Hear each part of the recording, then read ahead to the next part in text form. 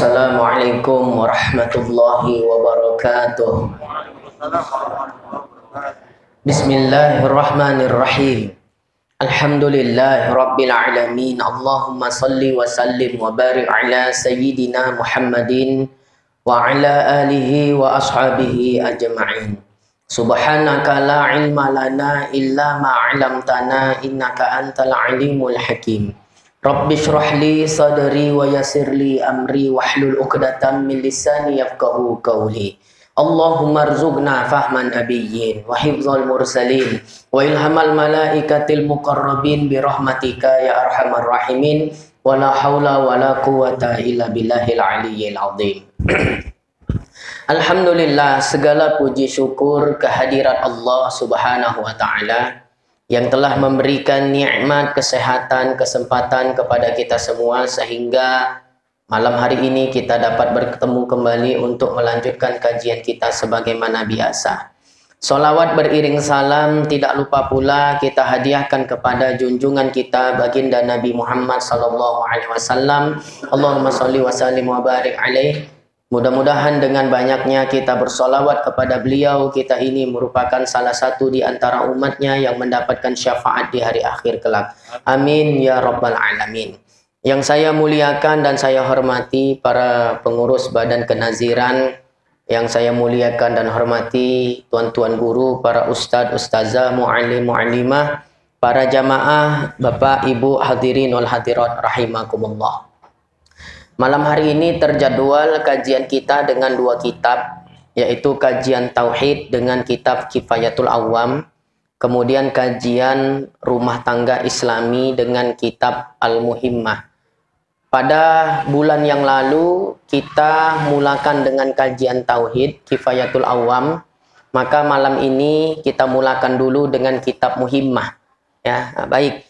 Pembahasan kita pada kitab Muhimmah di halaman 3, yaitu kemarin tentang hal-hal yang dapat menyebabkan seorang istri nusuz atau durhaka kepada suami, ya. Di antaranya ya memaksa suami untuk pindah rumah, ya, padahal suaminya tidak mau pindah, atau suami minta pindah rumah tapi si istri enggan, ya, untuk pindah rumah. Itu bisa menyebabkan istrinya nusus atau durhaka. Kemudian apalagi kemarin, menutup pintu, tak membukakan pintu suami, mungkin karena pulangnya terlalu malam, istrinya merajuk, terakhir sengaja memang tak dikasih pintu supaya lakinya tidur di luar atau tidur di ruang tamu, nggak dikasih masuk ke kamar. Itu juga termasuk nusus, ya, durhakanya seorang istri kepada suami. Kemudian istri yang minta talak, ceraikan aja aku bang, ceraikan aku bang. Nah, itu juga bisa menyebabkan nusus. Ya, jadi hati-hati kaum perempuan, jangan sedikit-sedikit minta talak. Ya, jangan sedikit-sedikit minta cerai kepada suami. Itu menyebabkan si istri tadi nusuz atau durhaka kepada suami dan lain-lain daripada itu. Nah, sekarang dan lagi beberapa banyak perbuatan yang jadi durhaka. Nah, itu dia, agak di tengah dia. Bismillahirrahmanirrahim. Qala al-muallif rahimahullah wa nafa'ana bihi wa bi'ulumihi fid dharaini amin ya mujibas sailin. Dan lagi beberapa banyak perbuatan yang jadi durhaka perempuan akan suaminya itu tersebut di dalam kitab fikih. Nah, jadi kalau mau lebih jelas, lebih banyak mencari atau mengetahui, ya, jenis-jenis atau bentuk-bentuk nusus durhakanya istri kepada suami, silakan merujuk kepada kitab-kitab fikih yang tebal-tebal, yang besar-besar, yang berjilid-berjilid. Nah, ini kan tipis, ya, jadi hanya beberapa aja contohnya. Jadi jangan dikira nusus atau durhakanya istri kepada suami hanya terbatas yang di kitab ini aja, enggak, masih banyak lagi. Ya, silakan buka atau cari di kitab-kitab fikih yang lebih tebal. Maka manakala berbuat oleh perempuan akan suatu daripada segala yang tersebut itu, maka seandainya seorang istri melakukan salah satu perbuatan nusus, yaitu durhaka kepada suami, apa dampaknya untuk si istri? Nah, ini dikatakan dan jikalau dengan satu lahzah sekalipun, niscaya tiadalah wajib atas suaminya memberi nafkahnya pada hari itu. Jadi kalau didapati seorang istri nusus, durhaka, melakukan salah satu perbuatan nusus kepada suami, walau nususnya dikatakan di sini walau satu lahzah, sebentar aja, nggak lamanya, itu pada hari itu si suami tidak wajib memberi si istri nafkah. Itu diantara dampak hukumnya secara syariat, seorang istri yang dia nusus kepada suaminya, dampak hukum secara syariat, suami tidak wajib memberinya nafkah pada hari itu. Walau nususnya sebentar, satu lahzah sedetik, sekejap gitu, sesaat aja, nggak lama-lama, jadi nggak harus nususnya satu harian baru berlaku dampak hukum syariat tadi, enggak. Walau nususnya hanya satu lahzah, sedetik aja, sekejap aja, sesaat saja, maka si istri akan mendapatkan konsekuensi hukum syariat, di antaranya si suami tidak wajib memberinya nafkah pada hari itu. Jadi kalau suaminya nggak ngasih uang belanja dia, nggak ngasih nafkah dia pada hari itu, karena sebab apa? Karena sebab istrinya nusus, maka si suami tidak berdosa. Hukum asalnya apa? Suami wajibkan menafkahi anak dan istrinya. Apabila seorang suami tidak menafkahi istrinya dengan kadar-kadar yang telah ditentukan oleh syariat, nanti kita bahas itu. Nafkah wajib kalau suami kaya takarannya semana. Kalau suaminya sederhana, tidak terlalu kaya, penghasilannya tidak seberapa nafkah wajibnya. Nah, kalau fakir miskin seberapa? Nanti ada di dalam fikih. Akan kita bahas itu nanti insya Allah. Nah, jadi hukum asalnya tadi udah jelas. Suami yang tidak memberi nafkah kepada istri, maka suaminya berdosa. Itu hukum asalnya. Hukum asalnya. Tapi dalam satu situasi dan kondisi tertentu, bila mana seorang istri melakukan salah satu daripada perbuatan nusus, durhaka ia kepada suami, maka di hari itu saja suaminya tidak wajib memberinya nafkah. Tapi kalau tetap mau dikasih juga nggak apa-apa. Cuma kalau jengkel kali suaminya, tak ondak dibogi uang belanja, suaminya nggak berdosa. Tapi khusus di hari itu saja. Kalau berlanjut nususnya sampai besok, ya udah lanjut lagi.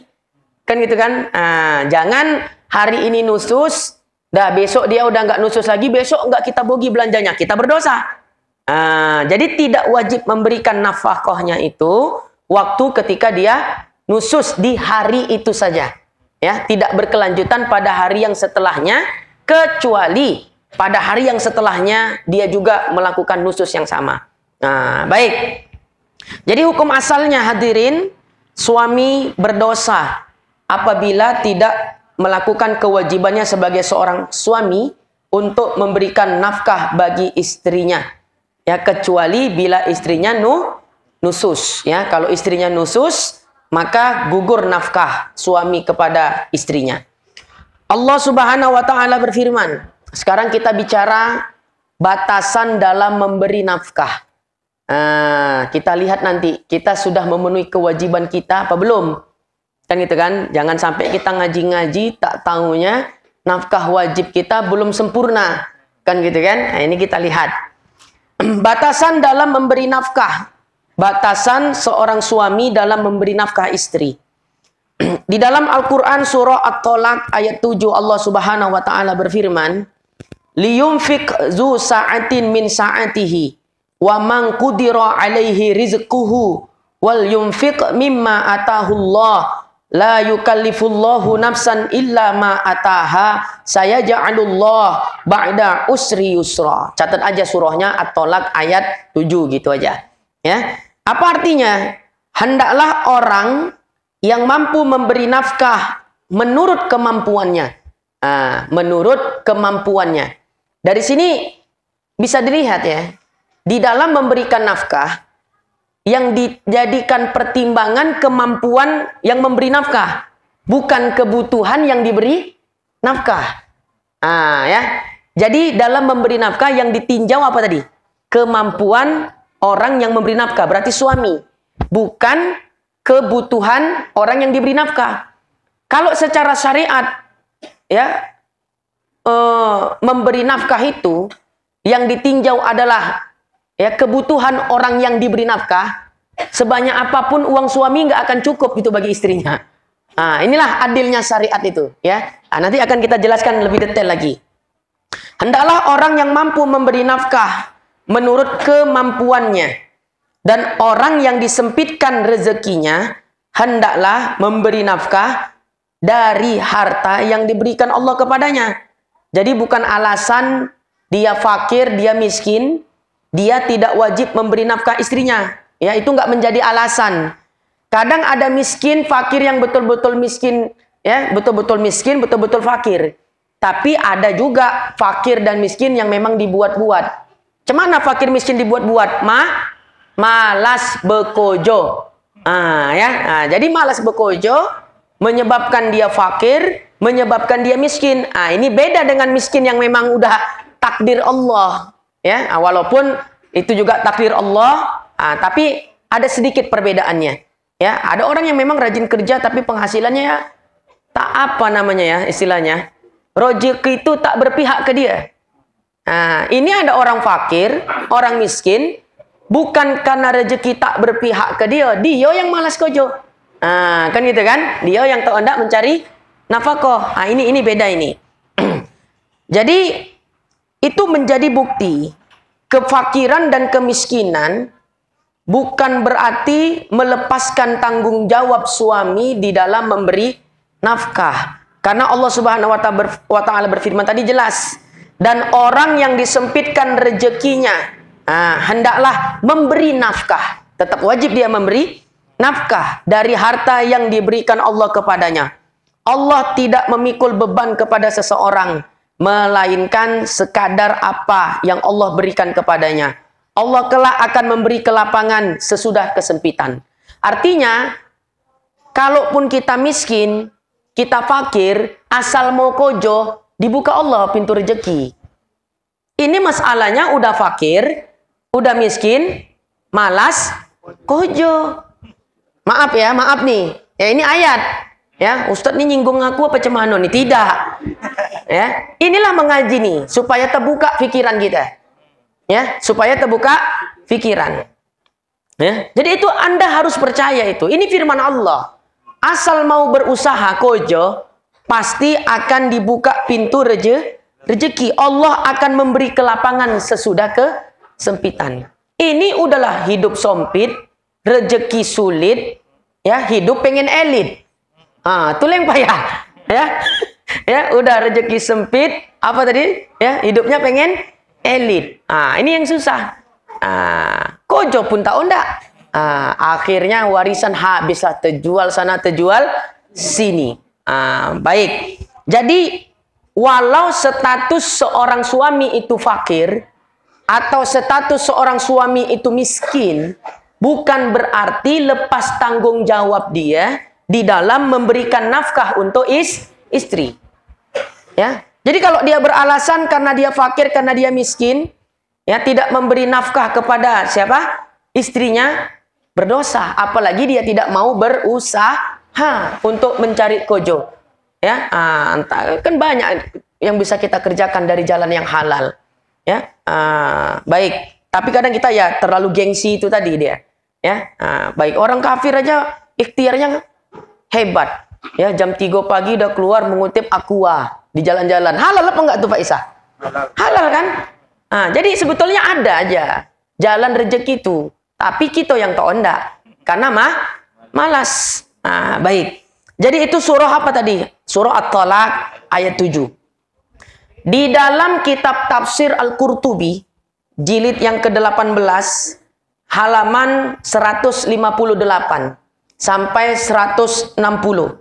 Dan di dalam kitab Tafsir At-Tahrir wa Tanwir, karya Al-Imam Ibnu Ashur, ya, juz yang ke-29, halaman 331. Menafsirkan apa tadi? Ayat tadi. Ya, jadi kan nggak boleh nafsirkan ayat menurut logika pikiran sendiri. Harus kita buka kitab-kitab tafsir. Di dalam kitab tafsir Al-Qurtubi dan kitab tafsir At-Tahrir wa Tanwir dikatakan apa? Maksud ayat surah At-Talaq ayat 7 itu, seorang suami hendaklah memberikan nafkah istri dan anaknya berdasarkan kemampuan dirinya. Ya, jika dia mampu. Jika suami tersebut fakir, maka wajibnya seukuran kefakirannya.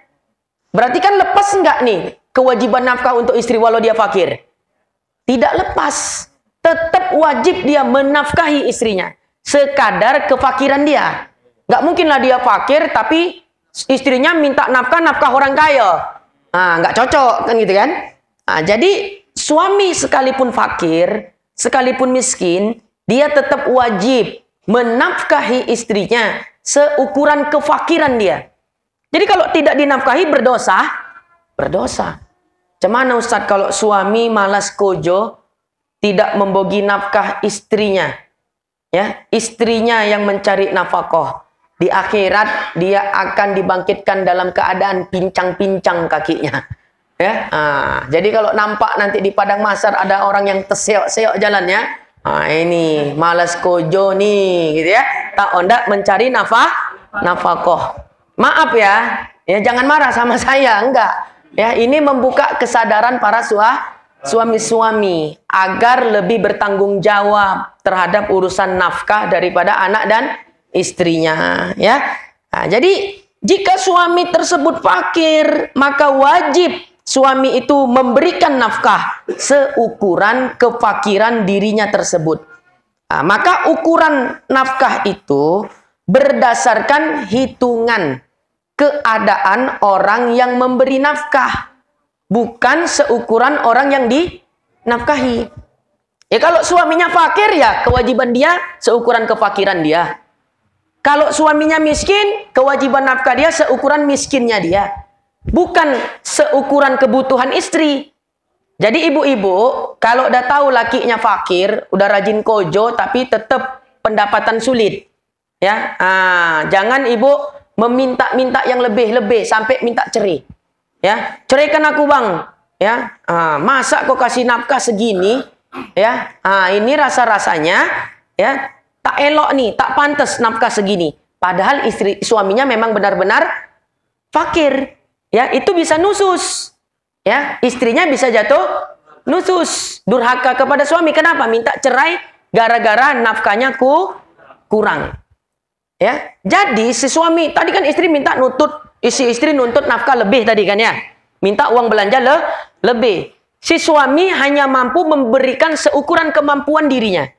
Kalau dia fakir, seukuran kefakiran dia. Kalau dia miskin, seukuran kemiskinan dia. Berapa ukurannya? Nanti kita bahas. Ya, kalau si suami sudah memberikan nafkah seukuran kefakiran dia, tiba-tiba si istri minta nafkah yang lebih. Suami nggak mampu memberikannya. Apakah suami berdosa? Tidak berdosa. Suami tidak berdosa. Yang penting dia sudah memberikan nafkahnya seukuran kadar kemampuan dirinya, seukuran kadar kefakiran dia. Tapi jangan pula suami ya bisa memberi yang lebih tapi sengaja dikurang-kurangi. Itu suami yang pelit namanya. Ya, suami yang pelit namanya. Baik. Jadi di dalam memberikan nafkah, saya ulang sekali lagi, yang ditinjau ya dari si pemberi nafkah, yaitu suami, bukan orang yang diberi nafkah. Seberapa kemampuan nafkahnya suami kepada istrinya? Kalau suaminya orang fakir, ya sekadar kemampuan ukuran kefakiran dia. kalau suaminya miskin, seukuran nafkah, ya, kadar kemiskinan dia. Maka ketika seorang istri punya suami fakir, ya, mendapati nafkahnya tidak, ya, sesuai tuntutan si istri, artinya si istri minta nafkah yang lebih, ya, apakah boleh si istri menuntut talak kepada suami? Tidak boleh. Selagi si suami masih memberikan nafkah. Tapi kalau memang suami tidak sama sekali memberikan nafkah, istri boleh minta menggugat talak kepada suami, bawa ke hakim. Nah, hakim itu apa? KUA kalau di sini, ya, Ustaz, ya. Nah, bawa ke pengadilan agama, lapor, Pak KUA, ya, ada apa, Bu? Ada yang bisa saya bantu? Nah, begini Pak KUA, udah 7 bulan, ya, suami saya tidak memberikan nafkah, tak kojo dia, ya. Tak kojo, bukan mau cari kojo, memang malas. Nah, boleh nggak menggugat? Boleh, ya. Tapi kalau si suami masih memberi nafkah walaupun sekadarnya, sebatas kemampuan dia, si istri nggak bisa nuntut talak, ya. Oh, dulu kau kalau ngasih sama aku sehari 200.000, semenjak kau di PHK sehari cuma kau kasih 20.000, masih dinafkahi nggak berarti? Masih. Ceraikan aku, Bang. Nusus dia. Jelas ya? Durhaka dia kepada suami. Kenapa? Si suami tidak melepaskan tanggung jawab nafkahnya kepada istri. Tapi, nah itu tadi, kalau sudah sama sekali tidak memberi nafkah, sampai minimal lah 3 bulan. Ya, kalau sebulan 2 bulan tahankan dulu, Bu. Ya, nah, kau udah 3 bulan, agak diwanti-wanti. Ya, sampai berbulan-bulan, lebih dari 3 bulan, sama sekali tidak memberikan nafkah. Bahkan ibu pula membolo untuk uang rokok dia.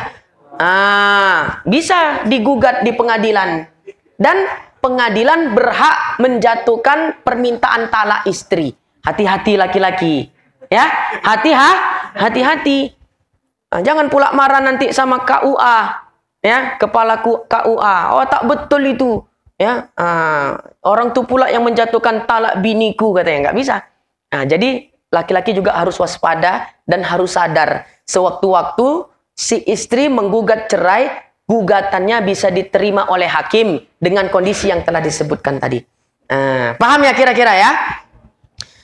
Jadi la yukallifullahu nafsan ila ma ataha. Surah At-Tolak ayat 7 tadi. Maksudnya merasa cukupnya orang yang diberi nafkah. Misalnya dengan tidak meminta kepada orang yang dinafkahi melebihi kemampuannya. Oleh sebab itu, ulama berpendapat bahwa seseorang yang dalam keadaan fakir atau miskin tidak bisa dituntut tolak jika dia masih dapat mengenyangkan perut orang yang dinafkahi.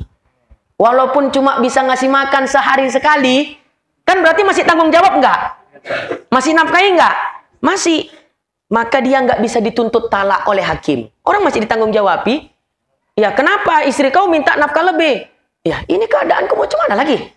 Ya, keadaan ekonomi saya sedang sulit. Saya di PHK, saya udah nyari kojo kemana-mana. Belum juga ada kojo, bukan saya tidur-tidur aja Pak Hakim di rumah. Kan gitu kan? Udah ku usahakan untuk mencari nafkah. Tapi cemanolah keadaan begini. Ya, COVID lah, yang apalah. Kan masa waktu itu kan. Ini lagi ikan pun lagi payah. Kan gitu kan. Yang ke laut angin kencang terakhir, pelaut pun merantau entah kemana-mana. Tapi tetap ada upaya dia mencari nafkah. Bukan dilepas-lepas begitu aja. Jadi kalaupun istrinya menggugat kepada hakim, gugatan tidak bisa diterima. Jelas itu ya. Kecuali memang sama sekali si suami lepas tanggung jawab nafkahnya kepada istri. Ibu bisa gugat. Ya, tapi kalau ibu sayang sama ya apa di rumah, tahan-tahankanlah dikit. Ya, kata Nabi apa? Seorang istri ya yang sabar dengan akhlak suami, akhlak buruk suami, dia akan diberi ganjaran pahala oleh Allah Subhanahu wa taala sebagaimana pahala yang Allah berikan kepada Asiyah istri Firaun. Kalau perempuannya sabar. Tapi yang cari begini payah. Ya, payah ya, betul tidak Pak Isa? Hah? Awak nak tertidur aja udah main kakinya. Kau coba katanya kan? Oh, enggak tahu lelap awak kau job. Ya.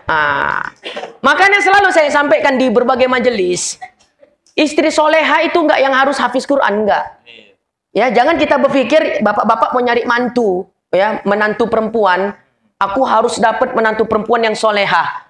Soleha tuh cemana yang hafiz Quran? Enggak harus. Yang bisa baca kitab, yang santri enggak.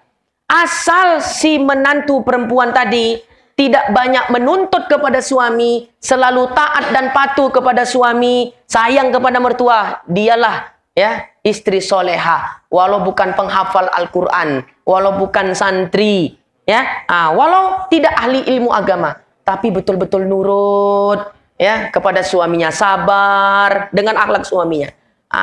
Jadi ya, jangan kita di benak kita kalau istri soleha itu harus penghafal Quran. Enggak. Banyak penghafal Quran yang kurang ajar sama suami, betul?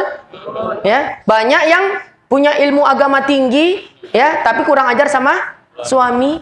Justru yang orang-orang awam, perempuan-perempuan awam, yang kita anggap, ya, gimana-gimana, ternyata dia yang lebih taat kepada suaminya. Inilah hakikat istri soleha.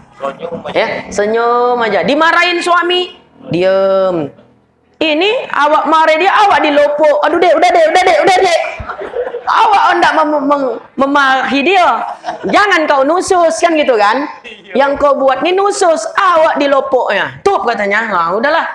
Dah, terakhir awak yang dimarahi dia, awak yang diam. Iyo dek, ampun. Iyo ya.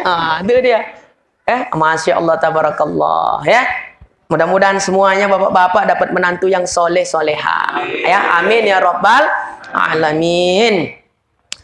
Nah, baik. Makanya kata Nabi itu sebaik-baik perhiasan dunia adalah istri yang soleha. Itu betul. Ya, di rumah nggak pening kita, nggak banyak nuntut. Asal di boginya dia makan, anaknya diurus, udah. Ya, tenang kita melakukan aktivitas pun enak, mengaji pun enak ke sana kemari. Jadi seperti itu dia. Memang betul kata Nabi, sebaik-baik wanita perhiasan dunia adalah istri yang soleha. Jadi itu dia, ya, tafsiran dari surah At-Thalaq ayat 7 tadi. Selagi seorang suami masih memberikan nafkah, ya, walau sebatas untuk mengenyangkan perut, anggaplah dia mampunya memberi makan cuma 1 hari sekali. Itu pun ubi makanannya. Kenyang nggak makan ubi? Konyang. Ya, cuma itulah dia. Ya, jagung. Pokoknya bisa mengenyangkan perut istrinya. Ya, artinya dia tidak lepas tanggung jawab. Memang itulah kemampuan dia. Maka dia nggak bisa dituntut talak oleh hakim. Si istri ngadu kepada hakim, tolonglah jatuhkan talak untuk saya Pak Hakim. Suami saya nggak mau mentalak saya. Apa masalahnya Bu? Oh, tiap hari ini ubi rebus, esok ubi rebus, esok jagung rebus. Mondeng sehari 3 kali. Ini udahlah ubi rebus, jagung rebus sehari 1 kali. Berarti kan nggak lepas tanggung jawab dia kan Bu? Ya tidak memang sih. Kami nggak bisa menjatuhkan talak. Itu ada hukum syariatnya. Jelas tuh ya. Baik. Itu dalam tafsir apa tadi? Al-Qurtubi dan kitab tafsir At-Tahrir wa Tanwir. Sebagai tambahan penguat, di dalam kitab Al-Mu'tamad jilid 4 halaman 280, nafkah itu dilihat dari sisi pemberi nafkah, bukan dari sisi orang yang dinafkahi. Karena itu jika si suami tidak mampu memberi nafkah lebih, maka dia tidak berdosa. Dan tidak ada hak bagi si istri untuk menuntut nafkah lebih kepada suaminya. Boleh minta tambah uang belanja. Cuma kalau suami tak mampu, itu dia tidak berdosa. Ya, silakan aja bah. Tambola bah, hendak membeli boda, hendak membeli cola, hendak membeli gincu misalnya. Ya, nantilah dek. Belum ada rezeki lagi, cuma inilah. Ya, uang sekolah pun hendak diboyong anak-anak, kan gitu kan. Inilah untuk kau dulu nih, untuk belanja kita nih. Udahlah, terimalah pula ya. Tapi kalau memang ada duit, jangan pula pelit kali. Ya, kalau anda bini cantik, dibiayailah. Bolikan gincunya, bolikan celaknya, bodaknya, minyak wanginya. Barulah bawa undangan. Kan sonang awak. Ini kadang laki-laki gitu ya. Ditengok bini di rumah jelek. Ya, bini orang di rumah cantik betul. Orang bininya nggak dibiayai kecantikannya. Coba dibiayai kecantikannya, cantik lah tuh dia. Masya Allah, tabarakallah. Nah, baik. Jadi, jelasnya apa tadi? Bahwasanya dalam permasalahan nafkah yang ditinjau adalah dari sisi orang yang memberi nafkah, bukan dari sisi orang yang dinafkahi. Bapak-bapak nih, kalau bini suka menuntut minta tambah-tambah nafkah, ya, jangan pula kita cemano. Sodi betul hati gitu. Kok begini biniku? Ya, istri-istri Nabi, ya, Sayyidatuna Aisyah dan Sayyidah Hafsah, ya, itu kan anak Sayyidina Umar dengan anak Sayyidina Abu Bakar. Dua-duanya istri Nabi enggak? Iya. Suatu ketika, ya itu Nabi udah kasih nafkah lebih, ya, udah kasih nafkah kewajibannya Nabi. Tiba-tiba tahulah, ya, anak muda. Ya, Aisyah, Hafsah, itu anak muda masih. Ya, tidak seperti Sayyidatuna Khadijah yang dewasa. Jadi masa senang-senang bersolek lah begitu. Ya, walhasil Nabi beri nafkah dia. Ya, ternyata dua orang istri Nabi ini minta nafkah yang lebih. Ya, maksa. Ya, tambah lagi. Nantilah dek, belum ada rezeki. Tambahlah tambah. Akhirnya penat pikiran Nabi. Ya, penat. Ya. Suntuk kalau kita bilang. Tiba-tiba Sayyidina Abu Bakar dan Sayyidina Umar datang ke rumah Nabi. Dilihat muka Nabi macam sedih begitu. Ditanya, apa yang terjadi kepada engkau wahai Rasulullah? Diam aja Nabi. Ya, sampai akhirnya karena didesak-desak ditanya terus, apa yang terjadi? Ceritakan kepada kami. Begini bah, ya, anak abah Aisyah, ya, dan anak abah Hafsah, udah kubogi rezeki nafkah untuk mereka berdua. Tapi mereka menuntut nafkah yang lebih kepada saya. Dan saya belum punya rezeki. Itu yang mampu saya. Makanya saya suntuk, didesak-desak terus. Oh, Sayyidina Umar, Sayyidina Abu Bakar begitu dapat cerita tadi dari Nabi. Langsung masuk ke rumah itu tadi. Dicari, mana Aisyah? Ya, kata Abu Bakar. Oh, dicoki. Kau itu Nabi, jangan kau kurang ajar. Nah, gitulah kurang lebih. Ini riwayat ini sahih hadis ini. Ya, Umar bin Khattab juga demikian. Hafsah, ta'al. Ya, sini. Ya. Iya bah, datanglah putrinya tadi nih, istri Nabi. Betul kau minta begini? Iya, dicokek juga sampai bebekas. Kan berarti bukan pelan tuh kan? Jangan kau kurang ajar. Itu Nabi. Ya, tak mungkin dia tak berlaku adil kepada kalian. Gak ada manusia di muka bumi ini yang adil selain Nabi Muhammad. Jadi jangan seolah-olah kalian minta keadilan. Sejak itu dua orang ini tadi tak berani lagi minta nafkah-nafkah yang lebih. Tapi gara-gara itu, ya, Nabi SAW, ya, beliau pun selama 1 bulan menjauh dari istrinya, menenangkan pikiran. Jadi kalau poning-poning kali, apa di rumah, keluar menenangkan pikiran nggak apa-apa. Tapi jangan ke diskotik, ya, ke masjid, ke pengajian, atau minum-minum kopi, ya. Itu masih, ya, jangan kepada perkara yang haram, jelas ya. Nabi ketika mendapatkan itu peristiwa itu tadi, Nabi 1 bulan 29 hari, ya, hampir 1 bulan Nabi menjauh dari istri-istrinya, sampai akhirnya turunlah surah Al-Ahzab ayat 28-29. Itulah asbabul nuzul surah Al-Ahzab ayat 28-29. Artinya gini, Nabi manusia yang paling adil. Ya, masih ada istrinya yang begitu. Kenapa istri Nabi begitu? Ya, namanya istri Nabi kan manusia biasa seperti kita. Yang Nabi Muhammadnya. Istrinya Nabi orang biasa. Tapi pun demikian, ya, istri-istri Nabi itu meski bersikap seperti itu, seketika itu juga sudah dapat ampunan daripada Allah Subhanahu wa Ta'ala. Ya, kalau bini kita nih yang kita tak tahu, tadi sudah diampunkan Allah atau belum. Artinya gini hikmahnya. Kalau kita mendapati istri yang begitu ruwet, ya, istri yang begitu ruwet, tahu ya maksudnya ya. Ingat aja Nabi Muhammad pun pernah mengalami hal yang sama. Para sahabat juga pernah mengalami hal yang sama. Supaya kita nggak mikir-mikir macam-macam. Ku ceraikan aja lah biniku nih. tak tahan aku dah. Oh, ndak ku ceraikan, ku balikkan ke rumahku. Ingat langsung, Nabi Muhammad pernah mengalami peristiwa yang lebih parah dari apa yang kita alami. Para sahabat pernah mengalami peristiwa rumah tangga yang lebih parah dari yang kita alami. Akhirnya kita, oh iyalah, ya, namanya manusia. Itu tabiatnya perempuan harus seperti itu. Artinya laki-laki harus banyak-banyak ngalah juga kita, ya, kalau mendapati istri kita agak di luar kontrol. Ya, apalagi kalau masa-masa ya dekat-dekat mau datang tamu, ya, kalau yang punya istri tahulah tuh, ya, bukan kepala dia yang pening, kepala awak pun pening. Ya, kalau udah mau datang tamu dia, emosinya tidak terkontrol. Itu secara psikologi seperti itu. Yang belum nikah udah nggak usah ngangguk-ngangguk, kayak paham aja, ya. Oh, udah nikah pula yang gini-gini kan, kayak udah paham aja kan gitu kan. Kan cepet nikah ya. Baik. Dah. Jadi itu maksudnya. Inilah warna-warni kehidupan berumah tangga. Kita nggak akan lepas dari percekcokan di dalam rumah tangga. Jadi jangan dikira rumah tangga Nabi, rumah tangga yang adem nggak ada percekcokan. Jangan dikira begitu. Itu Anda salah besar.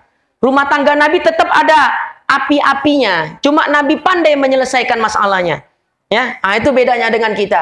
Ya, sampai pernah saya cerita itu kan, Aisyah saking cemburunya dengan salah seorang istri Nabi, ya, sampai Nabi ya, ini siapa tuh nama istrinya?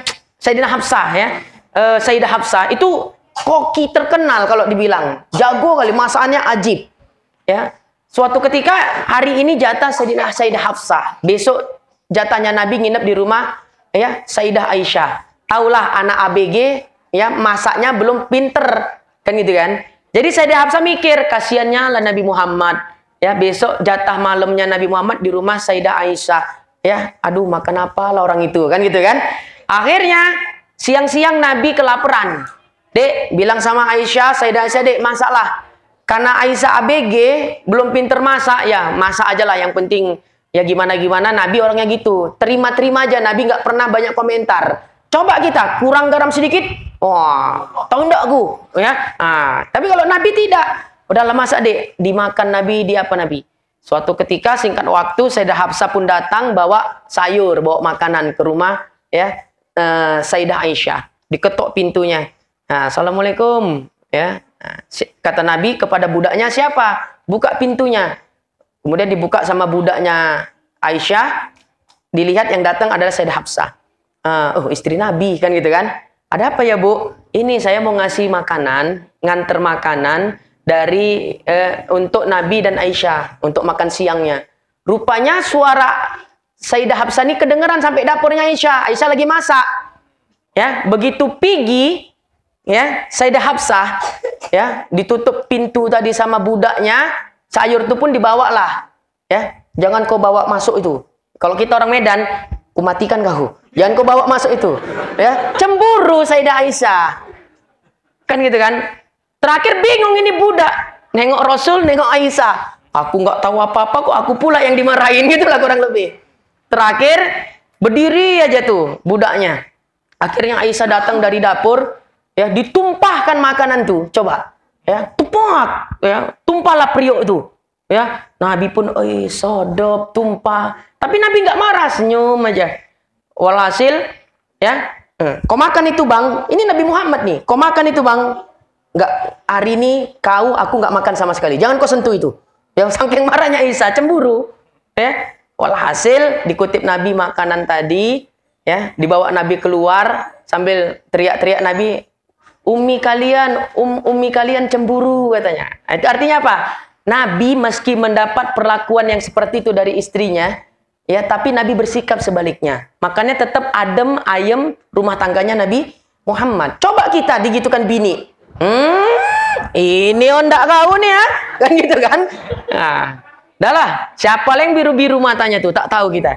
Kalau kita, tapi Nabi Muhammad itu memposisikan dirinya itu, ya. Kalau memang salahnya fatal, Nabi tegas sama istri. Tapi dalam kondisi ini kalau aku ikut teriak-teriak, ngamuk, udah hajab nih rumah tangga nih. Akhirnya Nabi pilih senyum, dimarah-marahin. Bang, kalau kau makan makanan tuh, jangan harap kau dapat makanan dari rumahku lagi. Itu diancam Aisyah. Ya, Nabi padahal dikit ya, tapi Nabi senyum aja, senyum. Itu maksudnya jadi pelajaran untuk kita. Kalau istri kita ya ada tingkah lakunya yang kurang baik, ya udahlah, ya mau cuman lagi, itu tabiatnya perempuan. Tinggal kita elok-elok mendidiknya, sabar-sabarlah kita.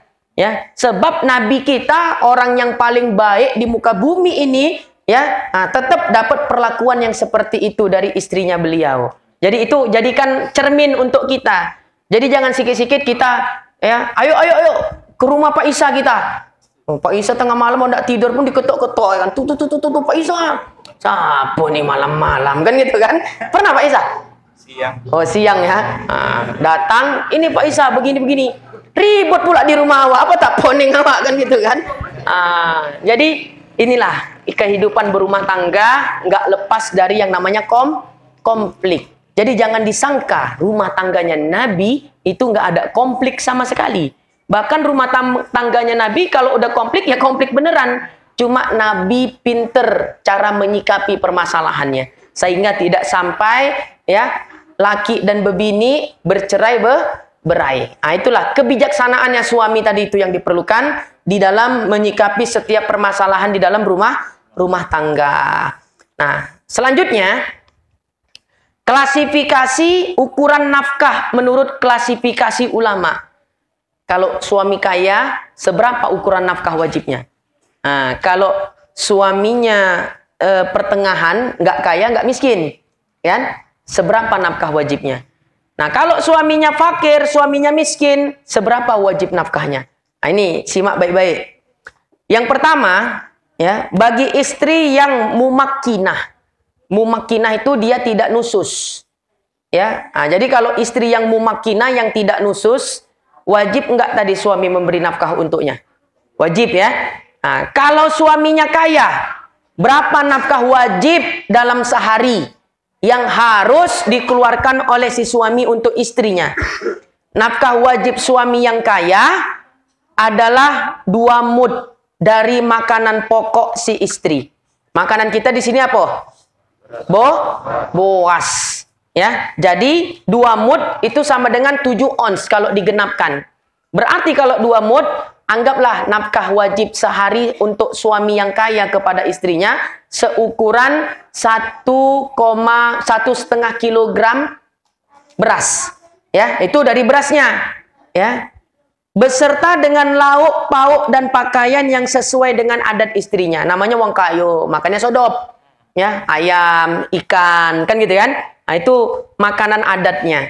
Jadi si suami dalam sehari harus mengeluarkan biaya seukuran ya harga beras 1,5 kilogram beserta lauk pauk yang pantas untuk dimakan orang yang kaya.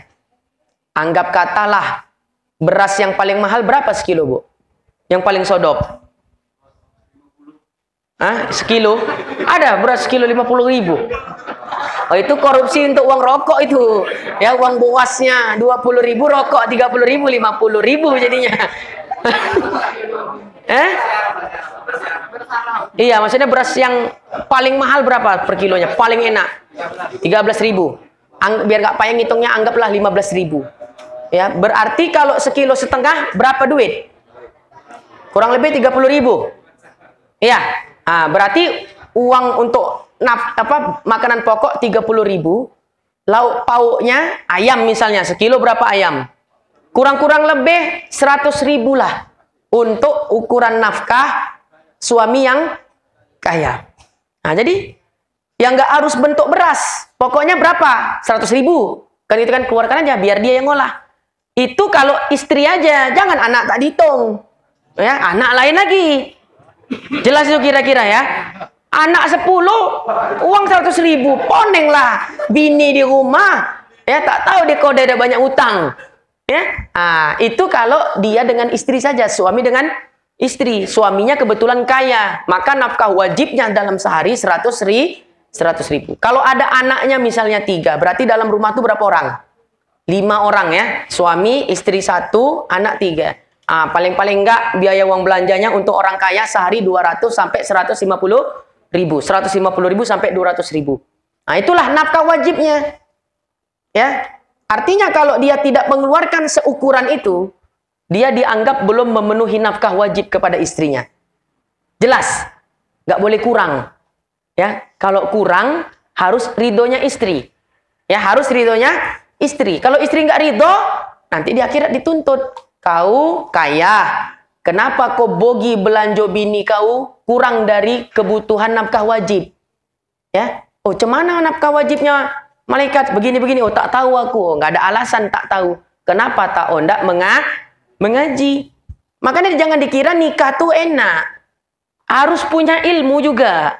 Terutama dalam urusan hukum-hukum berumah tangga. Urusan talak. Ya supaya nggak sembarangan ngomong talak. Urusan nafkah. Aku ini tergolong suami kaya apa tidak? Kan ya, kalau memang tergolong suami kaya, ya pegawai misalnya, kan gitu kan? Nah, sesuaikan nafkahnya seukuran diri dia. Ya, nah, kadar wajib nafkahnya kalau suami kaya berapa tadi? 1 hari 2 mud dari makanan pokok, kemudian lauk pauk yang setara dimakan biasa oleh orang-orang kaya, ya, dan pakaiannya. Nah, jadi kalau dia baru nikah, ya kan belum punya anak, ya udah berarti nafkah wajibnya 100.000, udah lepas lah itu. Ya, kalau dinominalkan kan gitu kan, nah udah itu nafkah wajib. Ya, artinya nggak boleh kurang dari itu. Kalau lebih malah bagus. Ya, berarti suaminya ini memang dermawan orangnya sama istrinya. Ya, dah. Kalau udah punya anak, nambah 1, ya nambahlah uang belanjanya. Jangan anak 1 100.000 terus, anak 2 100.000 terus, anak 3 100.000 terus. Tapi ya itu tadi karena istrinya istri soleha nggak banyak nuntut sama suami, nerima aja dia. Wah, makan yang masuk surga duluan ibu-ibu nih daripada bapak-bapak nih. Ya, nah, baik, jelas ya. Kalau suaminya kaya, nafkah wajibnya 1 hari 1 mud, ya, dan seukur, dan lauk pauknya juga wajib, lauk pauk yang memang pantas dimakan untuk orang-orang kaya. Ya, jangan lauk pauknya teri, ya, kecuali sekali-sekali, kan muak juga tiap hari ayam, kan gitu kan. Hemat deh, hemat, bukan hemat celit, ya, celit atau pelit, ya, kedekut. Kalau orang Medan bilangnya celit kali suaminya, itu dia. Poloki. Itulah dia tuh, tak tahu lagi tuh. Itu dia. Bisa ya?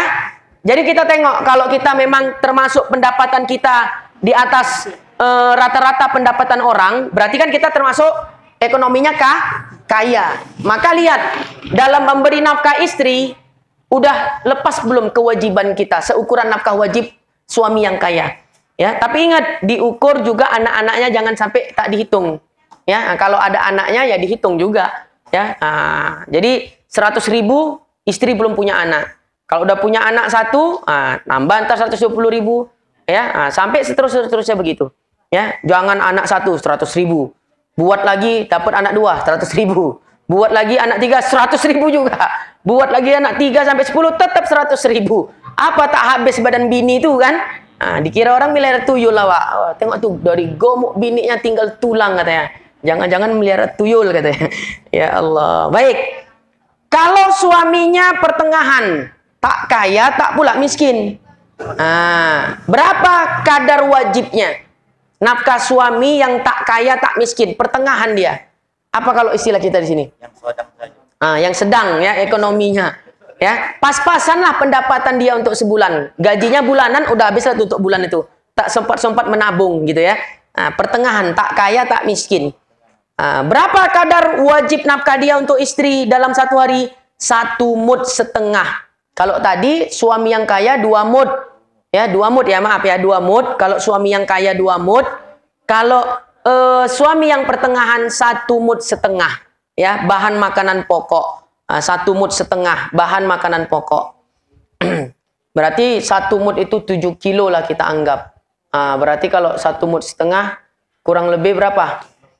Nah, hitunglah sendiri itu ya. 1 mud setengah. Dengan lauk pauk, ya, lauk pauk yang standar golongan menengah lah. Ya, ikan-ikan dencis, gombong gobus. Gombong gobus uang kayu tuh ya kan? Mal gombong gobus dari biasa ya kan, uang kayu itu. Kalau awak ini macam ikan-ikan sopat, nah tuh kan, ikan betik, tuh lah ya, kelas-kelas menengah. Tuh. Jadi jangan dikasih makanan pokoknya aja, lauknya bogi juga, ya. Baik, itu kalau suami yang ekonominya kelas menengah, nafkah wajib yang harus dikeluarkan dalam sehari adalah 1,5 mud makanan pokok kalau belum punya anak. Ya, kalau ada ditambah uang belanjanya. Lauk pauk dan pakaian standar dari golongan kelas menengah. Nah, jika suami miskin, kalau suami miskin gini, fakir miskin itu beda ya. Kalau miskin tuh gini misalnya, biaya hidup dalam sehari membutuhkan 100.000 rupiah. Tapi penghasilannya setengah atau di atas setengah. Gajinya dalam sehari cuma 60, 70, 80. Padahal biaya hidup butuh 100.000. Nggak full dia. Itu golongan miskin namanya. Jelas ya? Kalau full 100.000 itulah ekonomi menengah. Kalau lebih butuhnya 100.000, dapatnya 300.000 setiap hari, kaya itu. Ya, jadi kan untuk kita ngukur diri kita kaya, kebutuhan kita sehari berapa, penghasilan kita lebih ya daripada kebutuhan atau gimana? Kalau penghasilan lebih dari kebutuhan hari-hari, berarti kita golongan orang kaya. Ya, kalau pas-pasan biaya belanja sehari 100.000, penghasilan juga memang 100.000, golongan kelas menengah. Tapi kalau sekiranya biaya hidup butuh 100.000, pendapatan sehari cuma 80.000, 70.000, masuk golongan miskin. Jangan marah ya. Ini konteks fikih. Berarti dibilang miskin aku sama Ustadz nih, tak terima aku katanya ya. Kadang ada orang gengsi kan gitu kan. Ini kan aspek konteks fikih yang kita bahas. Nah, jadi kalau suaminya miskin, ya itulah tadi kriteria miskin tadi seperti itu. Penghasilannya tidak memenuhi apa yang harus dicapai. Kebutuhan hidup sehari 100.000, penghasilannya dalam sehari hanya menghasilkan setengah atau di atas setengah. Ya, itu berarti golongan miskin. Nah, berapa nafkah wajib yang harus dia keluarkan? Ya, untuk seorang istri. 1 mud. Ya, satu mud dengan lauk pauk dan pakaian yang sesuai dengan standarnya orang-orang miskin. Ini bukan diskriminasi ya. Maaf ya, bukan merendahkan, bukan. Ini kita bicara aspek fikih. Jadi kalau suaminya miskin, berapa tadi nafkah wajibnya? 1 mud dengan lauk pauk yang standar-standar biasalah, kan gitu ya. Tauco genjer, tauco kangkung, ikan asin, tolo, sambal, kan gitu kan. Itu kan standar-standarnya itu tadi ya. Baik. Udah, itu nafkah wajibnya. Jadi Ustadz kalau bini 3, berarti 1 hari dia harus mengeluarkan 3 mud. Udahlah tahu miskin, 3 pula bini. Hajab awak. Ya, pikir-pikir dulu kalau nak membanyak bini. Kalau penghasilan di atas kebutuhan sehari-hari, bolehlah pula. Kan gitu kan, supaya tidak terjadi kezoliman. Minta bolo jando pula tuh ya. Lain lah tuh Pak Isa ya. Ini maksudnya gini, konteks yang apa ya, mau ta'addud dia. Jangan cuma mikirin nafsu sendiri, enaknya sendiri. Jangan nanti jadi dosa sama awak, zolim, kan gitu kan? Nah, kalau penghasilan awak di atas pendapatan atau kebutuhan harian, oke lah, masih berlebih. Ya, kalau bini 1 kebutuhannya 100.000, penghasilan dia 1 hari 500.000. Masih bisa nambah 3 lagi dia. Jadi 4, lebih lagi 100.000 kan gitu misalnya kan. Kalau ini cocok. Ya, ini tadi, itu tadi akhirnya zolim jadinya, ya, tak ternafkahi, ya, istrinya. Yang tua aja yang tidak dinafkahi. Tapi sebaliknya biasa, ya, yang muda aja yang mendapat nafkah. Giliran yang tua tidak mendapat nafkah. Kenapa? Zolim jadinya, berdosa dia. Nah, baik. Jadi kalau fakir, tadi kalau miskin penghasilannya di atas setengah atau setengah. Ya, kalau fakir biaya hidup butuh 100.000. Penghasilannya di bawah setengah. Penghasilannya cuma 30.000 sehari, 40.000. Itu golongan fakir namanya dalam bab fikih. Ya, kalau suami fakir tetap wajib menafkahi enggak tadi? Ya, kalau suami fakir tetap wajib memberi nafkah tidak? Tetap wajib. Sebatas apa? Sebatas bisa mengenyangkan orang yang dinafkahi. Walau makannya ubi, ya, apa tadi? Tahu, tempe, ya, lalap-lalap ubi, jagung, rebus ubi, ya, kangkung pun tak boleh. Ambil aja di sawah-sawah kan gitu kan. Yang penting bisa membuat kenyang orang yang dinafkahi, udah dianggaplah dia memenuhi kewajiban di dalam memberikan nafkah. Jadi kita lihat-lihat ya, laki-laki, bapak-bapak, kita berada di golongan yang mana. Jangan sampai kita tak tahu ya tentang perkara ini, atau bahkan nggak mau tahu. Walhasil apa? Kita memberikan nafkah kepada istri kurang dari nafkah yang harusnya kita berikan. Itu di akhirat diminta pertanggungjawaban oleh Allah Subhanahu wa taala, kecuali istrinya ridho. Ya, disinilah ya pentingnya tadi istri yang luar biasa tadi saya katakan. Ya, dikasih kurang pun tetap diam, ya, ridho dia. Tuh dia.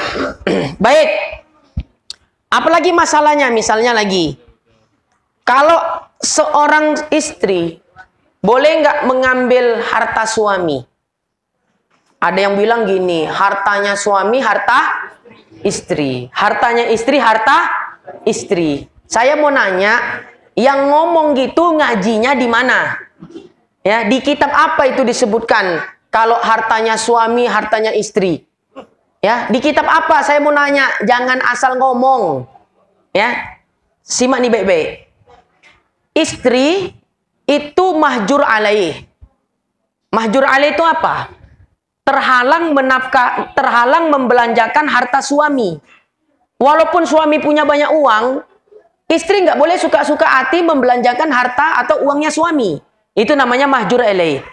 Sama seperti anak kecil, walau dia anak orang kaya, ya, anak kecil tadi anak orang kaya, kan nggak boleh anak kecil tadi sembarangan membelanjakan uang dia, walaupun itu uang dia.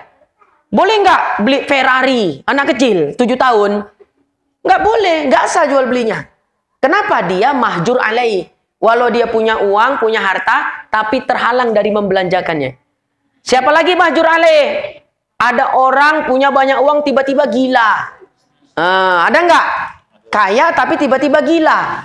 Maka mahjur alaih juga terhalang dari membelanjakan hartanya. Maka seorang istri itu juga termasuk mahjur alaih, terhalang dari membelanjakan harta suami tanpa seizinnya suami.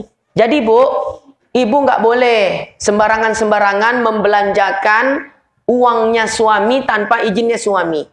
Disebut di dalam sebuah riwayat dari Sayyidina Muawiyah bin Abi Sufyan, beliau berkata, aku mendengar Rasul Shallallahu Alaihi Wasallam bersabda, wanita mana saja ya yang mengambil sesuatu dari harta suaminya, maka dirinya akan mendapat 70 kali dosa mencuri.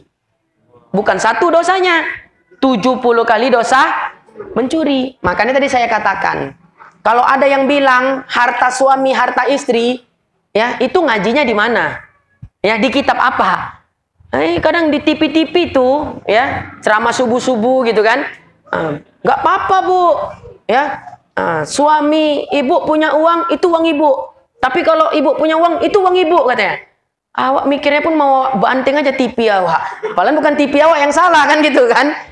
Maksudnya kok kayak gini sih yang masuk TV kan gitu, ya bukan malah ya meluruskan umat, malah ngajak umat kepada jalan yang salah. Itu riwayat ya Muawiyah bin Abi Sufyan tadi jelas Nabi bersabda, seorang istri yang membelanjakan uang atau harta suami tanpa izin suami, dia akan mendapatkan 70 kali dosa mencuri. Ya bukan satu dosa mencuri, 70 kali dosa mencuri. Jangan main-main nih. Kecuali suami tak membogi nafkah. Ya, tak diboginya uang belanja ibu ambil dari kantong apa boleh. Tapi seukuran kebutuhan nafkah. Kan kadang ada suami yang pelit kali kan. Banyak uangnya. Saking banyaknya pun tak tahu dia berapa jumlahnya. Andai kita ambil selembar 2 lembar pun tak tahu dia itu. Tapi tak dibogi bininya belanja. Ibu ambil aja tuh dari kantongnya. Seukuran kebutuhan nafkah ibu dalam sehari. Ibu nggak berdosa.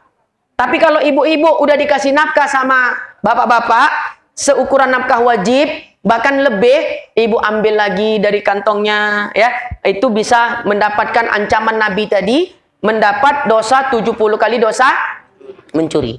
Ya, kadang kan mau jumpa di celana duit, Ya, kalau istri yang warok, ini penting untuk bersikap warok hadirin, terutama kaum perempuan. Kalau ingin mendambakan keturunan yang soleh solehah, bersikap waroklah wahai kaum ibu. Ya, bersikap warok, meski dari harta suami. Ya, meski dari harta suami. Siapa yang menginginkan anak dan anak yang soleh solehah, hendak seorang istri terutama bersikap warok. Kenapa? Karena maaf, bayi itu kan menyusu dari dia kan. Kalau yang masuk ke dalam tubuh si istri, sesuatu yang tidak diridhoi Allah, jadi darah daging, jadi susu, berarti anaknya minum susu dari jalan yang tidak halal. Akhirnya jangan disalahkan kalau anak sudah besar ongkang. Tahu ongkang ya? Itu. Jadi kalau ingin punya anak yang nurut, ya, bersikap waroklah kita. Kasih tahu kita mungkin udah nggak mungkin punya anak lagi kecil, cucu paling enggak. Ya, kasih tahu anak kita yang mau bercucu, jaga makanmu, jangan sembarangan, terutama ibu. Ya, jangan sembarangan mengambil uang suami. Kalau ketemu di kantong waktu nyuci 5.000, 10.000, asingkan uang tuh. Jangan udah dibeli bakso bakar, bah. Ya, bah. Ya, aku tadi dapat uang di kantong abah 10.000. Mana dia, Dek? Inilah dia nih, udah jadi bakso bakar katanya ya, udah kunyang. Cemana anak-anak soleh, anak mau solehah, ya, ibunya tidak bersikap warok. Aku tak warok, warek aku Ustaz. Warek itu apa artinya? Ya, kenyang. Yang penting kenyang, mau halal mau haram nggak peduli, yang penting warek. Ya, salah baca baris dia, warok. Ya, jadi itu pesan untuk kaum ibu. Ya, pendidikan untuk mendidik anak menjadi anak yang soleh soleha. Pendidikan terbesar itu adalah ibu. Makanya kata Nabi, madrasatul ula. Ibu adalah ya madrasah pertama untuk putra putri mereka. Jadi bapak-bapak didik istri-istrinya untuk bersikap warok, terutama yang punya anak kecil-kecil. Ya, didik untuk bersikap warok. Istrinya warok, suami tak warok. Jangan ya, harus dua-duanya harus bersikap warok. Insya Allah lahir nanti dari sulbi-sulbi anak itu ya, anak yang soleh soleha, alim alimah. Ya, kalau kau pengen punya keturunan jadi orang alim soleh, jaga kewaroan kita. Ya, suami dan istri. Terlebih-lebih lagi adalah istri. Jadi jangan sembarangan ngambil uang suami, walau recehan. Ya, walau recehan Allah 2.000, ya nggak terhitung-hitung apanya itu, nggak juga. Istri yang warok tetap minta izin terlebih dahulu kepada suami. Nah, sebelum dia menggunakan uang tuh, jangan udah digunakan baru minta izin, itu nggak warok juga itu. Ya, baik, bisa ya. Ini kitab ini memang ya pas lah untuk kita karena dia membahas apa namanya kehidupan sehari-hari kita yang memang kita alami, ya terutama dalam hubungan berumah tangga. Terakhir, gimana kiranya? Kalau tadi kan harta suami ya harta suami. Ya, istri tidak boleh sembrono di dalam membelanjakan harta suami, minta izin. Nah, ini terbalik. Istri pula yang ado hartanya. Bisa jadi istri dapat warisan. Ya. Bisa jadi istri dapat kerja, punya kerja juga dia istrinya. Maka si suami nggak bisa mencampur-campur urusan hartanya istri. Ya, kalau istri dapat warisan, ya itu harta dia. Jelas itu ya? Itu harta dia. Mau dibelanjakannya, mau disedekahkannya, tidak ada hak seorang suami menghalangi istrinya membelanjakan harta dirinya sendiri. Misalnya dia dapat warisan, ya 200 juta, kusumbangkan 50 juta, ya untuk masjid. Ya, Al-Falah. Kebetulan lagi pembangunan. Laki ini tadi udah lama tak kojo. Tukang main judi pula. Ya, dikomporilah bininya. Alah dek, tak usah. Ya, kau sodakah-sodakahkan itu, kita pun masih kurang. Gak ada hak kita untuk mencampuri hartanya istri. Tapi kalau istri terlalu boros membelanjakan hartanya sendiri, ya, terlalu boros maksudnya bukan untuk kebaikan. Shopping sana, shopping sini. Suami hanya boleh memberi nasihat, memberikan saran, tapi bukan melarang.